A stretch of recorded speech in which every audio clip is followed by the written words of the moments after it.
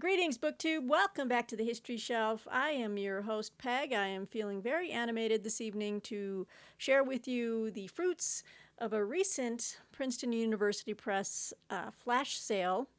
Several of you indulged in that. I think I am waiting to see my friend John David post his books, but I'm going to be posting mine tonight, or showing you mine. That flash sale was several weeks ago, maybe, yeah, you know how it is here. The books roll in, they back up, but I do show them to you.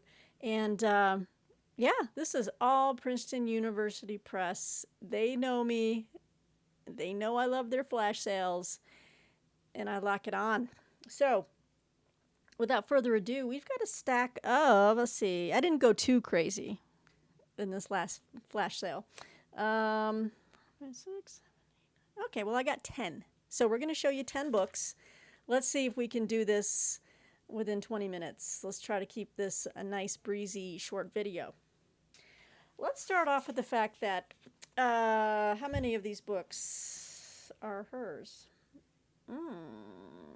Oh, yes. 3 of these 10 books are from the same author. And I kind of went a little crazy with the very renowned historian. Okay. Well, don't look. It's a surprise. All right. The renowned historian, and I already have another of her books in hardcover, one of her most recent releases, I believe. Oh, God. Did she write Ravenna? I don't know. Anyway, I know I have something of hers, but these are some of her classics, which I haven't been able to get my hands on yet. And I'm talking about Judith Herron. All right. Let's start off with the book that most people know her for. And this is a softcover paperback, one of the Princeton classics. And this is The Formation of Christendom. With a new preface by the author, but that comes in this nice Princeton Classics brand right here. And it's just a nice sturdy volume, nice soft cover here. So pretty stoked. This is like a 450-page book. And you know I love my church history. So this is going to be fantastic. Jumped all over this. Let me give you a brief synopsis of this one. In this acclaimed history of early Christendom, Judith Herron shows how, from the sack of Rome in 410 to the coronation of Charlemagne in 800, the Christian West grew out of an ancient Mediterranean world divided between the Roman West, the Byzantine East, and the Muslim South. Demonstrating that religion was the period's defining force, she reveals how the clash over graven images banned by Islam both provoked iconoclasm in Constantinople and generated a distinct Western commitment to Christian pictorial narrative. In a new preface, Herron discusses the book's origins, reception, and influence. So that'll be fascinating in and of itself.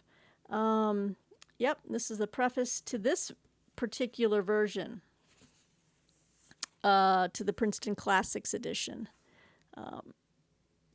So fabulous. Okay, so I'm so happy I was able to get that at a very reduced price. I love Princeton University Press. Who doesn't? And I love their flash sales, at least once a year. So whenever it starts to come around and I'm like, it's been a while, I put my little peepers out, put them out there, my little feelers, my peepers. And wonderful people at Princeton. They are always eager to let me know when it's coming because I drop some serious coin. All right. Anyway. So, the next 2 books, they look a little bit different. They're not Princeton classics, but they're both by Judith Herron. 2 works that are part of her Byzantium studies. So I'm not sure which one comes first or not. But let's start with this one.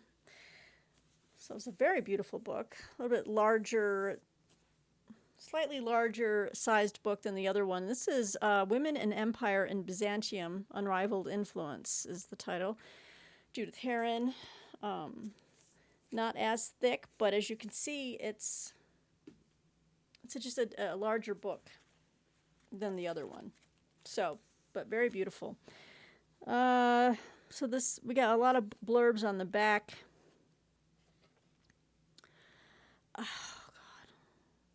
This one, okay, yeah, I don't have a blurb for you, but I guess it's fairly self-explanatory. Let me see if I can give a little something something. Let's see here. I'll read just like a few lines from the introduction. At first, there was women's history, then the history of gender, and now a vastly more sophisticated theory and methodology of studying historical men and women. When I first started working on women in Byzantium in 1976, there was very little research published specifically on the female half of its society.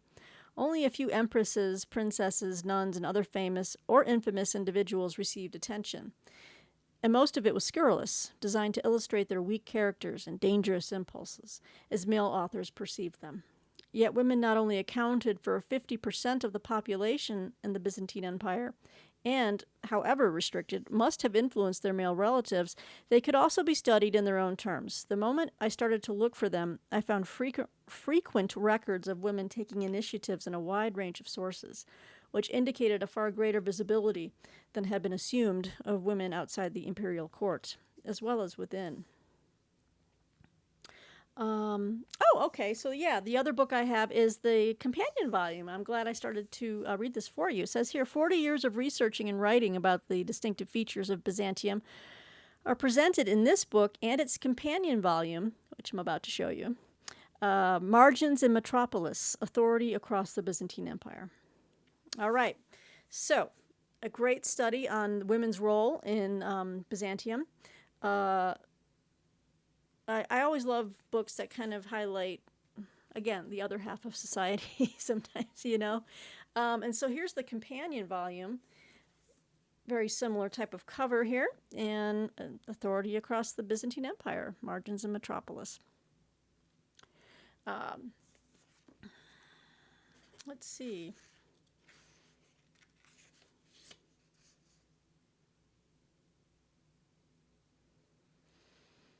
So in both of the volumes, it says here, each volume traces a historian's journey across the Byzantine Empire. So this particular volume, maps my research into its political and intellectual power and authority. The other, my discoveries of the role and influence of women. Okay.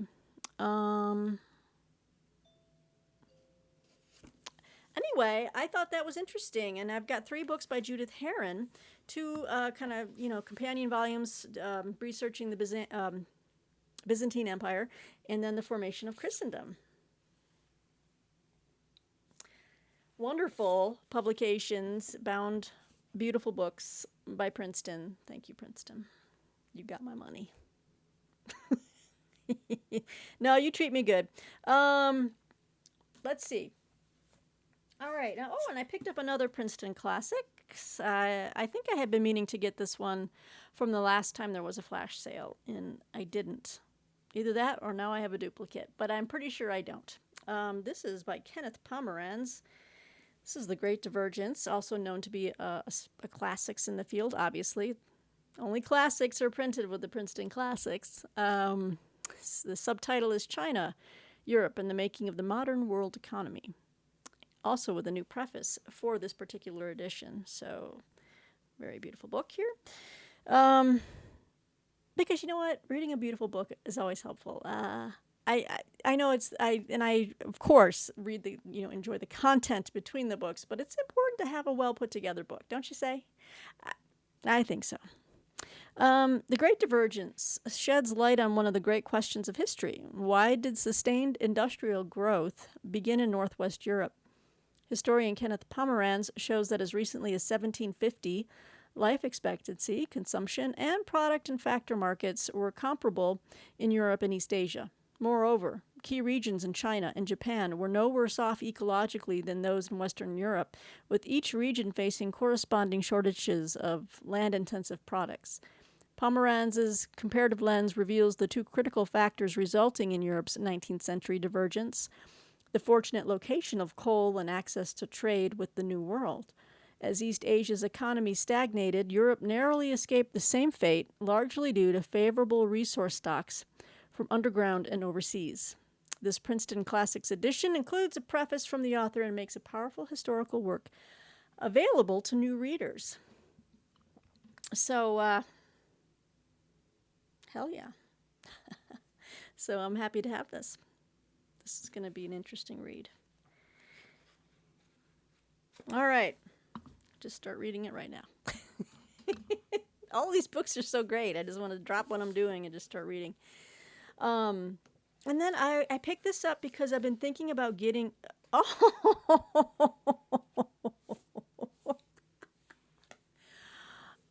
my... Princeton, you need to send me a replacement.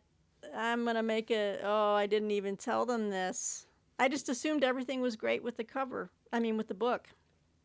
The book is printed upside down. I mean, I guess it's fine. It's just going to look very weird when I'm reading a book like this. It was printed upside down. I wonder how many times this happened. You know what? That's fine. We don't need to waste any more paper or postage. Princeton, I will read it like it is, but it is defective. Anyway, I picked this book up because I've been wanting to actually, at some point in my life, before I die, hopefully, try to challenge myself to read through Thomas Aquinas's Summa Theologica, or Theologiae. Yeah, I've seen it in both ways. But so this is kind of a biography of that work, and I thought that probably would be a great introduction for me to tell me if I could even comprehend it or understand. So I picked up this book, which is part of the Lives of Great Religious Books series, and this is by Bernard McGinn. This is Thomas Aquinas' Summa Theologiae, a biography. Beautiful book, but when I opened up the page, yeah. I'll let them know anyway, because they probably, if one was printed like this, I'm certain many more were. I mean, you just don't have one book rolling off the line like that. I don't think so. I think it's probably a whole set. But anyway, what is this book? What does it do? Thomas Aquinas' Summa Theologia holds a unique place in Western religion and philosophy. Written between 1266 and 1273, it was conceived by Aquinas as an instructional guide for teachers and novices and a compendium of all the approved teachings of the Catholic Church. It synthesizes an astonishing range of scholarship, covering hundreds of topics and containing more than 1.5 million words. Oh, Lordy. And was still unfinished at the time of Aquinas' death. Bernard McGinn, one of today's most acclaimed scholars of medieval Christianity, traces the remarkable life of this iconic work, examining Aquinas' reasons for writing it, its subject matter, and the novel way he organized it. See, these are all the things that I want to know before I decide to read it, if I still do. Okay. McGinn looks at the influence of Aquinas' masterpiece on such giants of medieval Christendom as Meister Eckhart, its ridicule during the Enlightenment, the role of the Summa in the post-Vatican II Church, and the book's enduring relevance today. So it was on sale. Flash sale, baby. Picked it up. Has anyone out there read the entire Summa Theologica? I don't think so. All right, what's next on the list here? Okay, we've got some, we're going to move into more history for right now. And I think there is... Someone was at my door. I think it was the Schwanzman. I think he was trying to sell us something. Not happening. Okay. I mean, they have some decent food, but not today. Okay. So this was an interesting book. It's just hanging out there by itself. And I'm always interested in this topic. This is The Age of Hiroshima, edited by Michael D. Gordon and G. John Eikenberry. Very striking. I remember this from the documentary Black Sun. An artist did that, and it's supposed to represent the bomb dropping, and he was painting it in this documentary. And people were kind of all standing around and watching him create it. Anyway, The Age of Hiroshima. So I think it's going to be a collection of, collection of essays, different folks here. So let's read what this is about. It's a multifaceted portrait of the Hiroshima bombing and its many legacies. So on August 6th, Oh, it was only a few days ago, the anniversary. On August 6, 1945, in the waning days of World War II, the United States dropped an atomic bomb on the Japanese city of Hiroshima. The city's destruction stands as a powerful symbol of nuclear annihilation, but it also has shaped how we think about war and peace, the past and the present, and science and ethics. The Age of Hiroshima traces these complex legacies, exploring how the meanings of Hiroshima have reverberated across the decades and around the world.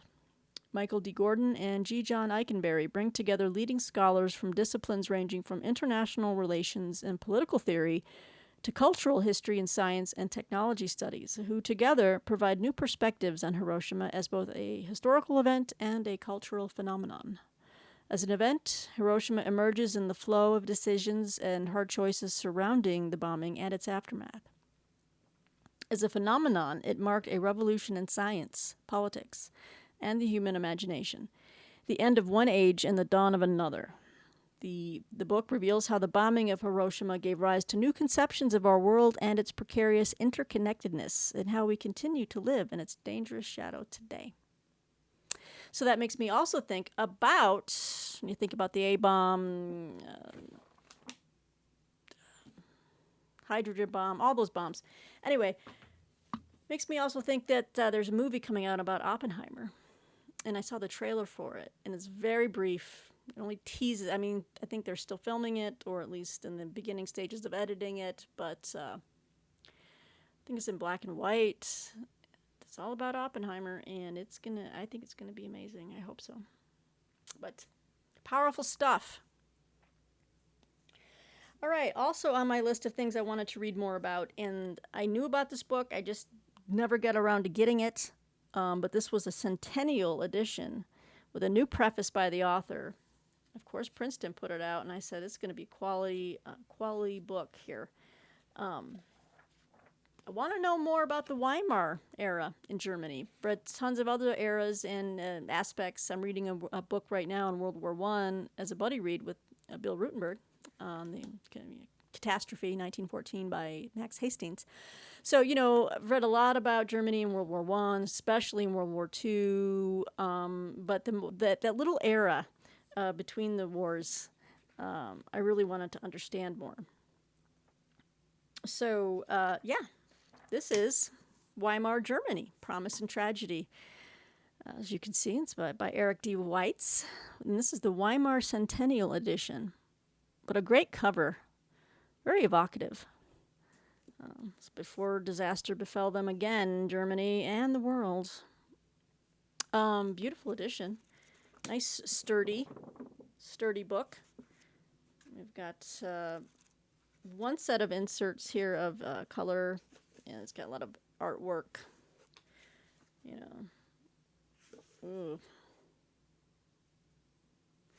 Showing architecture, buildings. So anyway, let's take a look at what this is going to do here. So this one is, this version, this Centennial Edition, says here, thoroughly up to date, skillfully written and strikingly illustrated, Weimar Germany brings to life an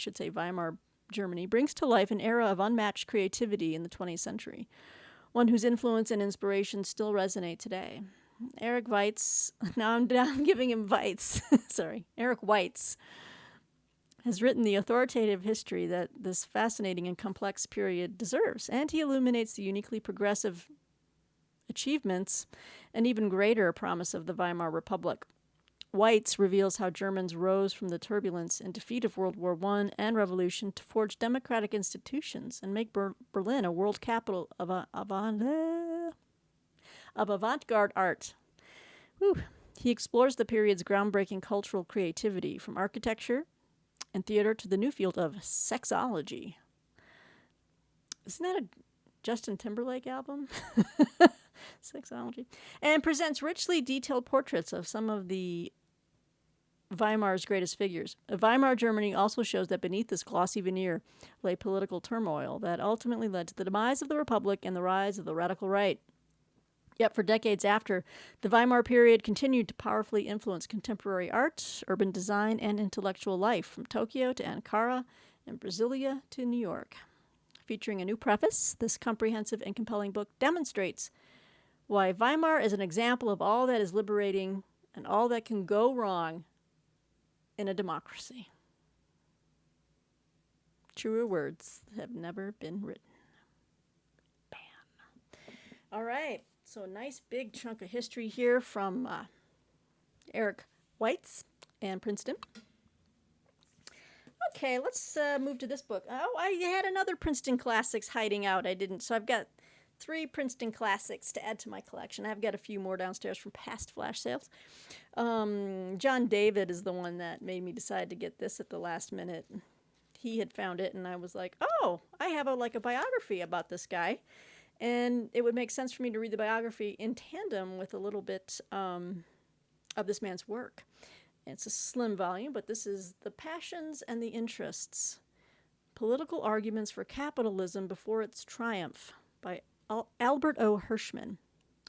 And this has a foreword by Amartya Sen and a new afterword by Jeremy Edelman. I think he was the biographer, Jeremy Edelman. I can find that out pretty quick. So as you can see, it's Princeton Classics. It's a little slim volume.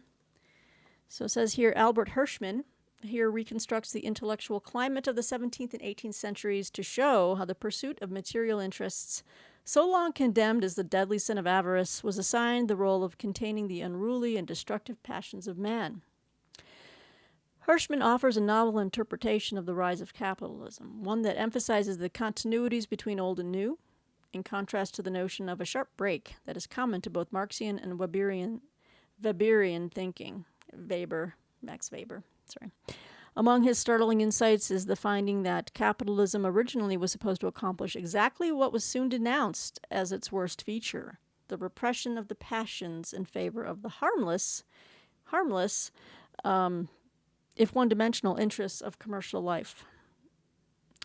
Featuring a foreword by Amartya Sen and a new afterword by Jeremy Edelman, this Princeton Classics edition of The Passions and the Interests sheds light on the intricate ideological transformation from which capitalism emerged triumphant and reaffirms Hirschman's stature as one of our most influential and provocative thinkers. So I picked that up. Looked good. All right. I think this is the lone hardcover I picked up from this entire set. Beautiful, brand spanking new. Smells delicious. You know me and those book smells. I can't resist it. So you're going to be like, Peg, why does this book interest you? Why did you pick up this book? I have a very eclectic taste in reading. It's not a brag. It's just I'm a little strange. I'm a little out there sometimes. But so why did I pick this up? Because a couple of months ago, or probably 3 months ago now, I read and reviewed a book for Shelf Awareness. I think it was Shelf Awareness. It's called The Age of the Strongmen. And each chapter covered the world's strongmen. And this guy came up. And I was like, really? I thought they were all kosher over there in that country. I didn't realize that this guy was kind of a dick. So I said, I'd like to know more about it. So this is Modi's India, Hindu Nationalism and the Rise of Ethnic Democracy by Christophe Jaffrelot. Nice, big sturdy work. But this is the guy. Yeah, apparently he's not a nice dude. I used the D word there, but we'll find out. I'll report back to you if he in fact is a dick. Here we go. A riveting account of how a popularly elected leader has steered the world's largest democracy toward authoritarianism and intolerance. A dick. Okay, no. There we go. Over the past 2 decades, thanks to Narendra Modi, Hindu nationalism has been coupled with a form of national populism that has ensured its success at the polls. First in Gujarat and then in India at large. Modi managed to seduce a substantial number of citizens by promising them development and polarizing the electorate along ethno-religious lines. That's never good. Both facets of this national populism found expression in a highly personalized political style as Modi related directly to the voters through all kinds of channels of communication in order to saturate the public space. Who does that sound like? Drawing on original interviews conducted across India, Christoph Jafferlot shows how Modi's government has moved India toward a new form of democracy, an ethnic democracy that equates the majoritarian community with the nation and relegates Muslims and Christians to second-class citizens who are harassed by vigilante groups. He discusses how the promotion of Hindu nationalism has resulted in attacks against secularists, intellectuals, universities, and NGOs. Jafferlot explains how the political system of India has acquired authoritarian features for other reasons, too. Eager to govern not only in New Delhi, but also in the states, the government has centralized power at the expense of federalism and undermined institutions that were part of the checks and balances, including India's Supreme Court. So, Modi's India, this book, is a sobering account of how a once vibrant democracy can go wrong when a government backed by popular consent suppresses dissent while growing increasingly intolerant of ethnic and religious minorities. Bam! Again, only hardcover I picked up in that sale, but so it's a little bit more, but I thought it was still very much worth it. You know, I'm always interested in reading about other countries' leaders, governments, styles of governance. Political science to me is fascinating. Not just in America, but just internationally around the world. I've always been fascinated by it. So, I like learning about other countries and how they operate. It tends to kind of show you or give you an appreciation. In most instances, it gives me a better appreciation for our system here in America. As flawed as it is or can be or has been in the past, I think we're still on a course of correcting. And we are in a major course correction right now, I hope. I can't even tell you how fearful I am of the next 2 years in this country. A lot hangs in the balance.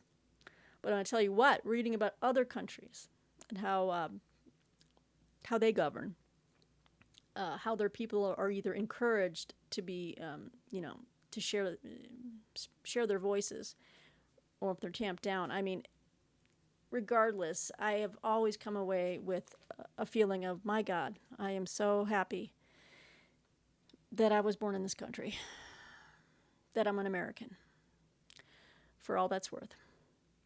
So, anyway, Modi's India. I'll let you know if he's a dick about that. Okay, sounds like it.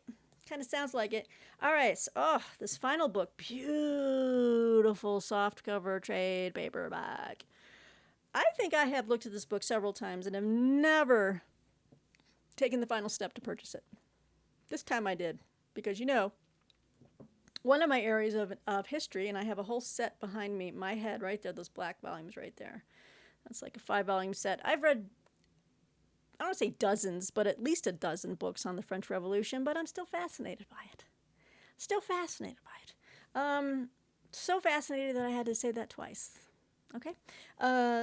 This is going to be challenging. I've heard of this writer, and I know he's written some stuff that... some other items, I think, pertaining to the Enlightenment, I think, and philosophy. But this. I'm hoping this is going to be very approachable. This is by Jonathan Israel. Nice big chunkster of a book. This is Revolutionary Ideas, an Intellectual History of the French Revolution, from the Rights of Man to Robespierre. Beautiful edition, Princeton. Look at you with the jacket design and everything else. I'm telling you. No, I don't get a commission from Princeton. I just like to ballyhoo. That's not the right word, but I like to cheer on the publishing places and university presses in particular that really do great work and putting out fantastic works of erudition and scholarly tomes. And then they design it so wonderfully. They deserve props. Anyway, so Revolutionary Ideas. Apparently, this book won the 2015 Prose Award for European and World History. Oh, okay. So if it's got a Prose Award, it must mean it's very easy to read. That can never hurt for a book of this length. Minus the bibliography and index, the pegster here is looking at a time commitment or a page commitment of over 700 pages. Historians of the French Revolution used to take for granted what was also obvious to its contemporary observers, that the revolution was shaped by the radical ideas of the Enlightenment. Yet in recent decades, scholars have argued that the revolution was brought about by social forces, politics, economics, or culture, almost anything but abstract notions like liberty or equality. In Revolutionary Ideas, one of the world's leading historians of the Enlightenment restores the revolution's intellectual history to its rightful central role. Drawing widely on primary sources, Jonathan Israel shows how the revolution was set in motion by radical 18th century doctrines, how these ideas divided revolutionary leaders into vehemently opposed ideological blocs, and how these clashes drove the turning points of the revolution. In this compelling account, the French Revolution stands once again as a culmination of the Okay. All right. I'm not sure if I agree with this. That's okay. Sorry, I'm going to finish reading it first. In this compelling account, the French Revolution stands once again as a culmination of the emancipatory and democratic ideals of the Enlightenment. That it ended in the terror represented a betrayal of those ideas, not their fulfillment. Well, yes, of course it was a betrayal. Okay, I will wrestle with this in my own time. Of course it was a betrayal, but I wonder, does he go into why? How about human nature? How about some things, they tried to do away with and reorganize the